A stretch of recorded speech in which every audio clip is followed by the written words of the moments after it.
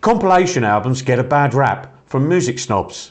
They're seen as for people that don't like music, something that you used to buy in a supermarket, to play in the car or at home for a party. But I don't think that's right, and here is why.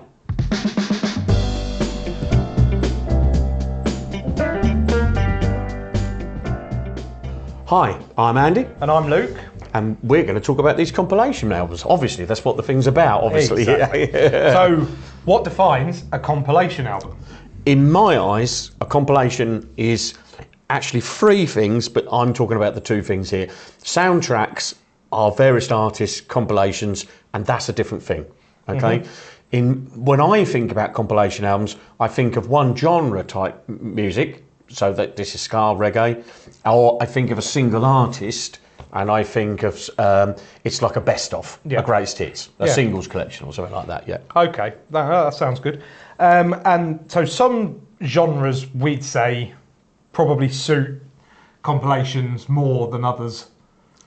Yeah, I think because I think the thing. Let's be honest, Penny. If you take something like this one, which is Guns N' Roses, right? That's full of non-stop top hits. You know, it's really good. I don't know that I'd want a whole album by a band called the Tenors. No. Do you know, with the best respect to the Tenors, I'm sure they're great guys or girls, but I don't necessarily want a whole album by them. You know, there's some artists, like I've got this one here, Luke. When I got this, Red Hot Chili Peppers first come out, what's the song? The song Under the Bridge had just gone into the charts, and they released this. Now, it kind of implies to me that they were breaking up, and they obviously went to carry on. Because normally a best of comes out when somebody is about to break up. Now, Under the Bridge, brilliant. I loved it, heard it on the radio, thought this is magnificent. But then I didn't really want to go back through like 8 albums and find the good stuff. I just wanted to hear, I like that song, am I going to like some more? Yeah. Did you understand what I'm trying to say? Totally. You know, Hello?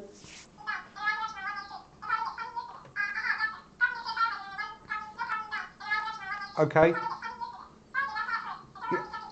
Yep, brilliant. Thank you. Oh, that was Lee. Oh, right. He said he's left us a top 10 best-selling greatest hits albums. Oh, wow. Okay, cool. That there's only 5 on here. Just him doing half a job again. Yeah. Well, I don't think I allow him to print more than one piece of paper at a time. Oh, yeah. Good point. So anyway, let's have a countdown, shall we? At number 5. Dun, dun, dun. Sorry. Bob Marley and the Wailers with Legend, released 8th of May 1984, which has sold over 3.8 million copies in the UK. Amazing. It's amazing, and it is a very good compilation. Yeah, it's a great album. Yeah. I think I've only listened to that one and Exodus, in all honesty. No, I've got Catch a Fire on there, but let's carry on. Okay. Number 4, The Beatles with One, released 13th of November 2000, which has sold 3.9 million copies in the UK so far. Oh, wow. And counting. Well, that's pretty good. Number 3, Queen Greatest Hits 2. Oh. With 13 times platinum in the UK. 13 times. That's roughly 3.9 million sales. Oh. Number 2, ABBA Gold. I seem to remember as a kid, like everyone I know having that in there. My mate Keith's got that. My mate Keith's got that. He had it on tape. 21st of September 1992. That's sold over 6 million copies. Is it really? 20 times platinum. And in November 2021, ABBA Gold became the first LP to spend 1,000 weeks on the chart. Really? So would that be more than? Congratulations, ABBA. Yeah. Would that be more than Bat Out of Hell then? Well, I don't know. Anyway, go on. And at number 1, predictably, Queen Greatest Hits 1, Part 1, released 26th of October 1981. The first album, this collection was the first album to break the 7 million sales barrier in July 2022, which works out at an impressive 25 times platinum status. Wow. I know you don't see it so much anymore, but like in shops when they've got the chart CDs still on the shelf, because you don't see it, you hardly see it. No. But it was always still there, wasn't it? Yes. It still continues to chart. That's mad, isn't it? And it is. It's probably a prime example on it because it is good. But you wouldn't necessarily want to listen to all of the albums. I don't know. Well, I think that Queen are a bit like Madness. You know, you can accuse the Beatles of it. Oh, it's a hearsay to say it. Oh dear. But the Beatles did some mighty fine singles. Yeah. Now, yeah. and if that's as far as you want to go, I get it.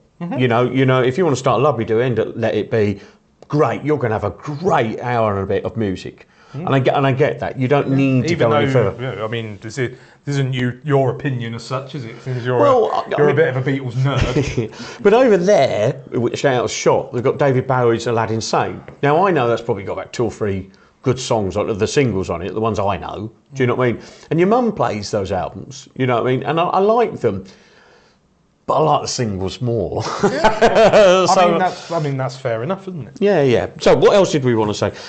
Why do I think comps get a bad reputation? Yeah. So do you? I recall lots of bad comps. Can you recall any bad comps? Well, I can recall getting what I thought was a soul and Motown compilation from Woolworths. Oh, no. And I know the one you've got on. This was years ago. Woolworths isn't even there anymore. Yeah, I was going to say before the war. And everything, every single track on there had been re-recorded with like horrendous sort of like karaoke style backing track. And like, oh, it's really bad. I think yes, that's true because if you didn't go to Woolworths, there's ones like K-Tel, which generally had the proper artists on it. There was one you called Chevron, and that had various artists on it, and it had the same band, mind, doing a version of Going Underground and Night Boat to Cairo. Oh wow! It cost 75. That's compilation. Other people recorded. This Woolworths one had all the original singers. They just re-recorded the song. Because there is some awful compilations. Now, I like the Searchers, not a lot of people do, but this one, I've only got it because of one reason only. I like that jacket. No, there. I really. If you look at the back of it, there's no hits on it. I don't think it's even one of their things. Just to make it worse, if you look on the back, it's got more compilations by the same cheap label. Yeah. The other one, which your mum told me not to show, but I'm showing it anyway, is this one. What's funny? Needles and pins, not a hit. No, is there needles and pins on there? It says it on the front. Oh, it does as well. Sorry, Lee. Lee's behind the camera, and he just say needles and pins is on there. Sorry, sorry, Lee interjected there. Can you use the phone next time? Yeah, the phone's there. Look. Anyway, moving on. We've got this one now. I remember buying this. This is on Music for Pleasure, look. Right.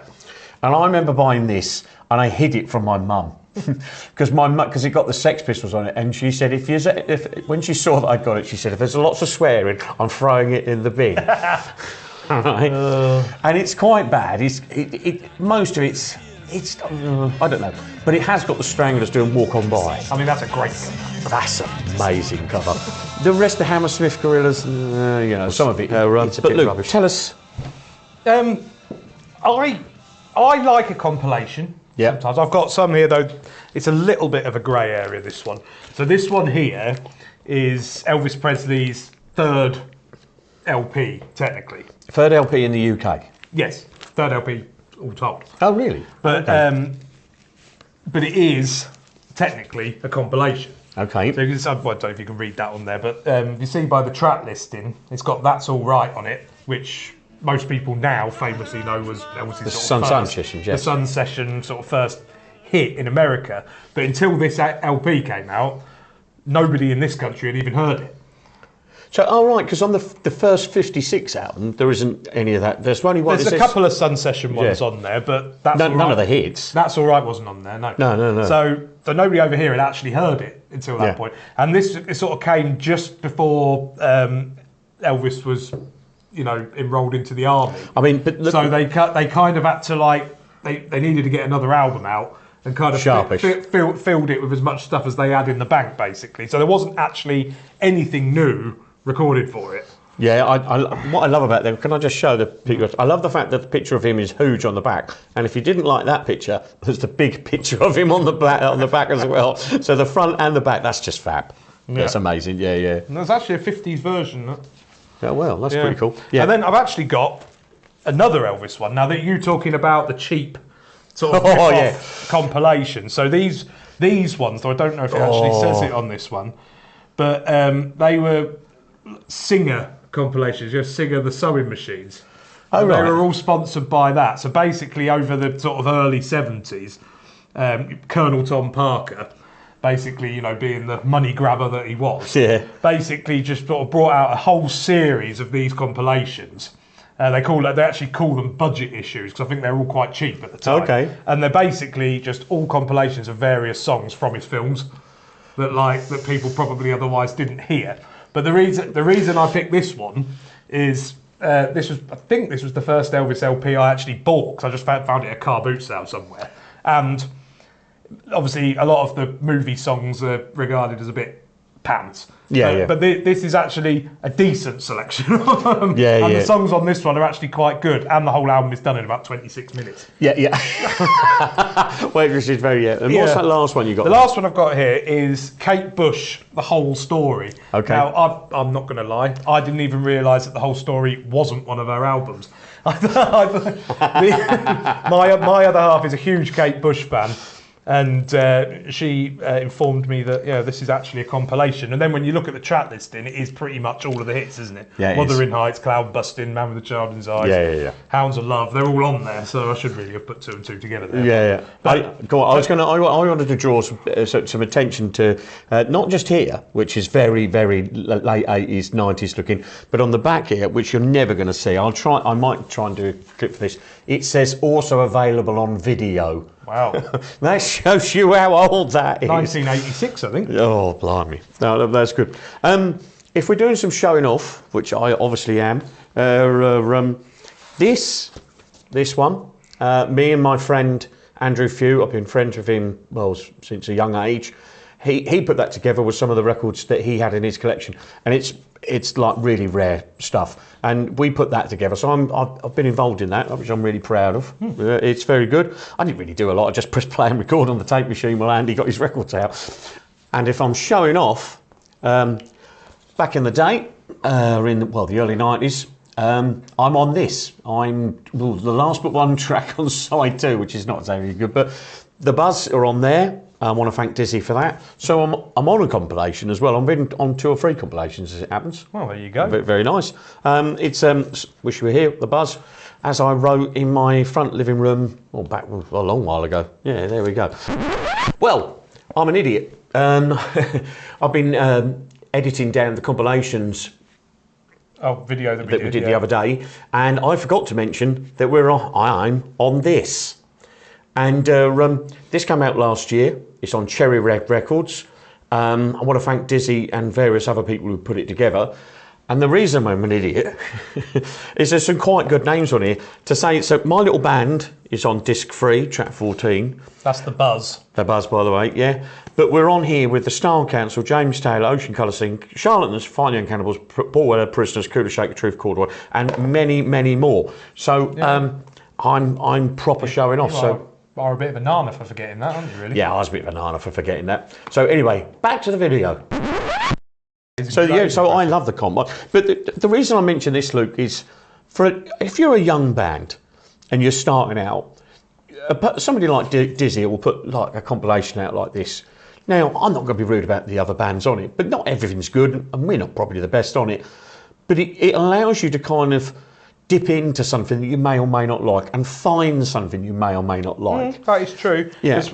One thing I wanted to highlight, 'cause Lee was talking about it before, was the compilation albums, like CDs and things that you get free on a magazine. Yeah. And I actually heard quite a lot of music through those that I probably wouldn't have otherwise heard. Yeah. I totally agree. There's a Jurassic 5, something in the park one or whatever. There's Jungle Shrine.